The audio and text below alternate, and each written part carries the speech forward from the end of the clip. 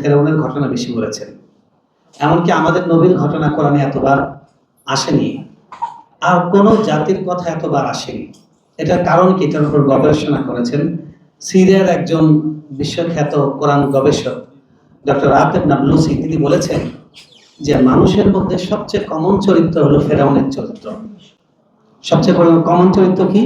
ফেরাউনের চরিত্র। একটু চেয়ার পেলেই সে আর চেয়ারটা ছাড়তে চায় না। এবং ফেরাউনের মতো চরিত্র বারবার ইতিহাসে পুনরাবৃত্তি হবে এবং মুসার মতো সত্যপন্থী লোকের বারবার আবির্ভাব ঘটবে। এই জন্য আল্লাহ তাআলা বারবার করে ঘটনাটা তুলে ধরেছেন।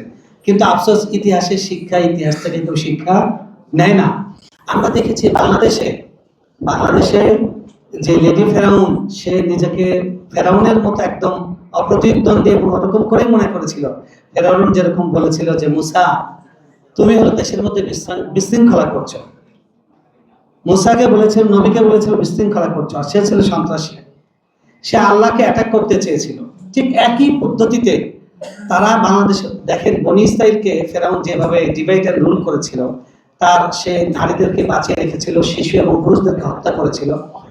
এই আওয়ামী হায়না তারা এই বাংলাদেশে যারা ইসলামের কথা বলে, যারা ইসলাম নিয়ে বাঁচতে চায়, তারা যেই দলের হোক, যেই সংগঠনের হোক, তাদেরকে নির্মূল করা, তাদেরকে দ্বিতীয় শ্রেণীর নাগরিক বানানো, এটাই আওয়ামী লীগের সবচেয়ে বড় এজেন্ডা ছিল এবং তারা এটা খুব নির্মমভাবে করেছে।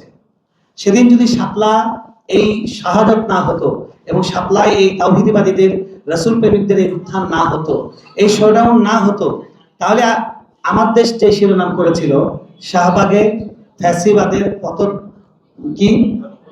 কি ধ্বনি বলেন? পদধ্বনি।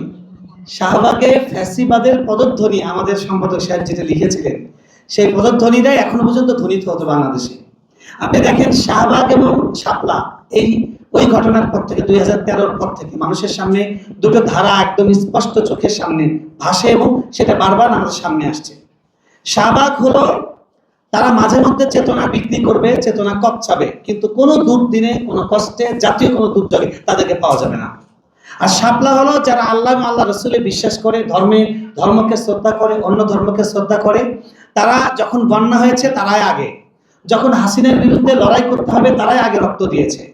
এমনকি দেখা যাচ্ছে মন্দিরগুলোতে হামলা করে আজকের যে শুভেন্দু, তাদের যে আস্ফলন তৈরির প্রেক্ষাপট, সেখানে এই টুপিওয়ালারা, এই ইসলামপন্থীরা তারা গিয়ে মন্দির পাহারা দিয়েছে। এবং তাদের চরিত্রটা দেখেন, আজকে কলকাতায় যে মমতা ব্যানার্জি, তিনি একজন সহনশীল সাম্প্রদায়িক, কি বলে, তিনি অসাম্প্রদায়িক মানুষ, তার পতন হলো এবং সাম্প্রদায়িক যারা, তাদের উত্থান হলো। আজকে আমাদের বাংলাদেশের শাহবাগীরা তাদের পেজগুলোতে তারা উল্লাস করছে। তার মানে এই শাহবাগটা আসলে কোনো বাংলাদেশের দেশপ্রেমের বয়ান ছিল না। তাদের যা বয়ান পুরোটা হলো ভারতীয় হিন্দুত্ববাদ, আধিপত্যবাদ এবং এই বাংলাদেশকে ভারতের করদরাজ্য বানানো, তাদের বয়ান ছিল। তাদের মাধ্যমেই পুরো শাহবাগটা কায়েম হয়েছিল।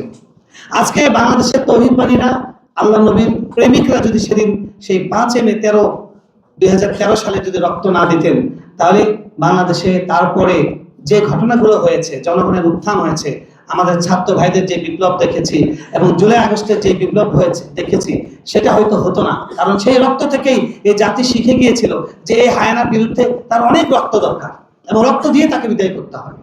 আফসোস, এই রক্তগুলোর পরে যে ক্ষমতা, যে নতুন নির্বাচন হলো, নির্বাচনের পরে যারা ক্ষমতা এসছেন, তাদের কাছে আমাদের দাবি থাকবে যে আপনারা ট্রাইব্যুনালের অনেক কিছু পরিবর্তন করেছেন, আমরা দেখতে পেয়েছি।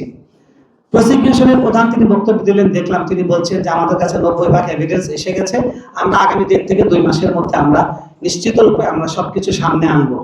আমরা দেখতে চাই, এটা কথার কথা নয়, এটা বলি নয়, এটা আশ্বাস নয়, আমরা বিচার দেখতে চাই।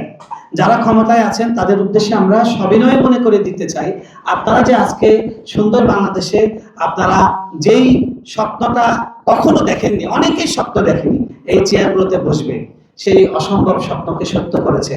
যাদের রক্ত, তাদের রক্তের বদলা যেন আপনারা অন্তত পক্ষে নেন, বিচারটা যেন করেন।